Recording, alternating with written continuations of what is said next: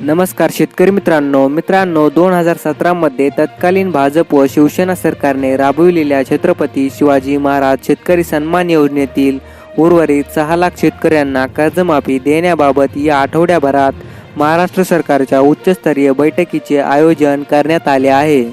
शेतकरी मित्रांनो, कोणते शेतकरी या कर्जमाफीसाठी पात्र असणार आहेत, कोणत्या शेतकऱ्यांचं कर्ज माफ केलं जाणार आहे याविषयी सर्व माहिती या व्हिडिओमध्ये दिली आहे। त्यामुळे हा व्हिडिओ नक्की शेवटपर्यंत बघा। शेतकरी मित्रांनो, महाऑनलाईन कडून मिळालेल्या कर्जदारांच्या डेटामध्ये काही अडचणी येत असल्याने कर्जमाफी प्रक्रियेत अडथळा निर्माण झाला आहे। या बैठकीत महाऑनलाईनचे अधिकारी, वित्त विभागाचे सचिव, सहकार विभागाचे सचिव आणि इतर अधिकारी उपस्थित राहणार आहेत। मुख्यमंत्री एकनाथ शिंदे यांनी विधिमंडळात याबाबत आश्वासन दिले होते। त्यामुळे या बैठकीत तांत्रिक अडथळे दूर करून शेतकऱ्यांना कर्जमाफी कशी मिळेल यावर चर्चा होणार आहे।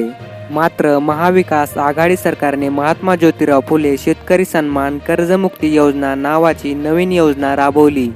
त्यामुळे पहिल्या योजनेत पात्र ठरलेल्या आणि कर्जमाफी मिळालेली नाही अशा 6 लाख शेतकऱ्यांना दुसऱ्या योजनेतही लाभ मिळाला नाही।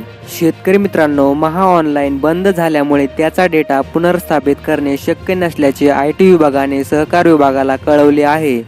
त्यामुळे महाऑनलाईन मधील माजी अधिकारी आणि तज्ज्ञांच्या मदतीने डेटा पुनर्स्थापित करता येईल का याचीही चाचणी करण्याची सूचना MahITला देण्यात आली आहे।